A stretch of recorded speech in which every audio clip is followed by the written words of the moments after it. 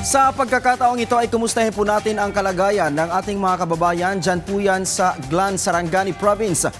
Makakausap natin sa linya ng telepono si Mayor Victor James Yap Sr. Magandang gabi po Mayor, si Ryan po ito, kasama natin si Sheila Natividad ng PTV. Magandang gabi Ryan at Sheila po. Opo, Mayor, una sa lahat, ilang araw na po makalipas po yung pagtama nga po ng malakas na lindol. Kumusta po so far ang lugar mo dyan sa Sarangani Province? Medyo nag-aano pa rin kami, no, na ngayon ang ginagawa namin is nagre-remove kami ng mga landslide leading to our barangays and giving of relief goods to the barangays. Yun po ang ginagawa namin ngayon. Mayor, was it true really na nagkaroon na-isolate yung ilang lugar dyan sa bahagi ng Glan matapos yung malakas na pagyanig? At kailan nakapass through yung mga sasakyan, partikular na yung may dala ng mga relief goods dyan sa mga, para magbigay ayuda sa mga naapektuhan dyan sa lugar ninyo, Mayor? Yeah, yung anding natin, yung national highway natin leading to General Santos, nakadaan na po last Wednesday po. Ang problema na lang natin ngayon sa other barangays ko na na-isolate dahil because of the landslide. Pero just today, just this afternoon po, yung mayroon akong bagong nabuksan na 3 barangays na na-isolate. Naparemove na po natin yung landslide through the help of DPWH po, through Secretary Dizon. Mayor, may datos po ba tayo ng casualties at may bilang po ba ng nawawala? May naitala na po ba tayo ngayon? Yes, casualties natin nasa 24. Ang hinahanap pa po natin ay 8.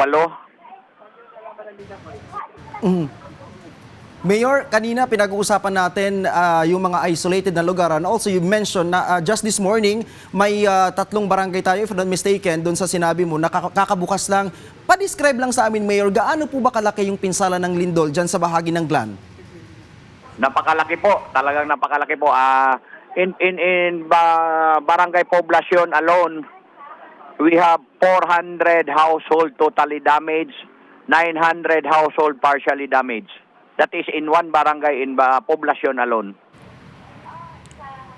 Mayor, bukod sa mga bahay at gusali, meron pa po bang mga infrastruktura ang apektado? Kumusta po yung linya ng komunikasyon, partikular po sa supply ng kuryente at ng tubig?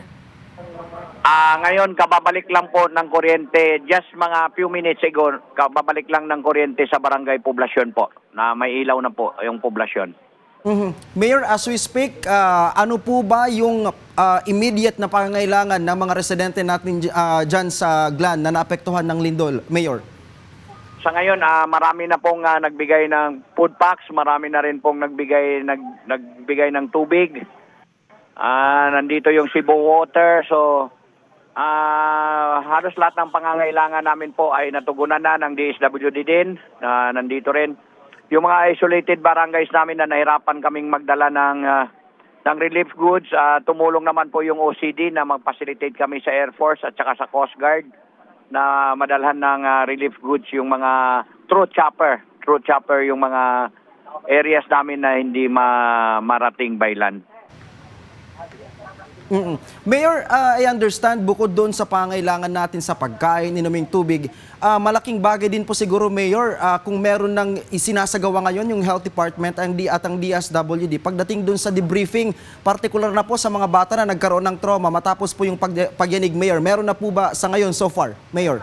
Sa ngayon wala pa po, no, kasi yung hospital namin kanina pinalilipat ko kasi pina-inspect ng DPWH Engineering. Very unsafe na po. So pinalipat ko sa ground ng isang eskwelahan namin dito.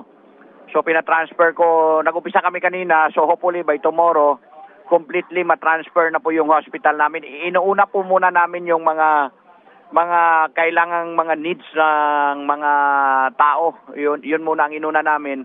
Siguro pag nag-stabilize na po ito, debriefing will follow. Meron nga isang tao ditong nagpakamatay, siguro hindi niya makakaya yung tension. Mayor, so far ba hanggang sa ngayon ay nakakaranas pa rin tayo ng mga aftershocks dyan sa lugar ninyo? I understand yung Feebox, meron pa rin mga naitatala. Pero gaano po kalakas yung mga naitatalang aftershocks dyan sa Glan, Mayor? Kaninang tanghali po, meron kaming aftershock na 5.7 po. Mayor, kumusta po yung pakikipag-ugnayan natin sa national government para rin po sa kapakanan po ng ating mga kababayan dyan sa Glan sa Sarangani Province? Okay naman po, DSWD, okay po, OCD, tumutulong, DPWH, lalo na po DPWH, grabe pong tulong ni Secretary in the removal of our landslides. Kahit sa hospital beds nga, mga portalets, tumutulong din si Secretary na mabigyan ng mga hospital beds. And yung mga portalets natin na gagamitin sa lilipatan natin ng temporary hospital na anuan natin ng mga patient natin. Mayor, siguro panghuli na lamang mensahe sa mga kababayan natin dyan sa Glan Sarangani na naapektuhan ng pagyanig. Mayor, go ahead po. Oh yes, sa mga kababayan namin na kailangan medyo maghintay lang tayo muna, yung hindi pa nakatanggap ng mga relief goods, we are on our way in giving all relief goods and answering all the problems na mga kailangan nila. Tinutugunan na po namin, no. Ang sa national government naman po, gusto ko lang humingi ng tulong na hindi naman po sana palaging relief goods lang because gusto ko pong makapamuhay na po ulit sila ng normal. Sana ang gusto ko po either construction materials or financial assistance for them na maibigay natin para makaumpisa na sila makapagpatayo ng bahay nila at maalis na po sila dito sa ating evacuation center. Alright, daghang salamat Mayor Victor James Yap Sr. ng Glan Sarangani ug amping mo diha.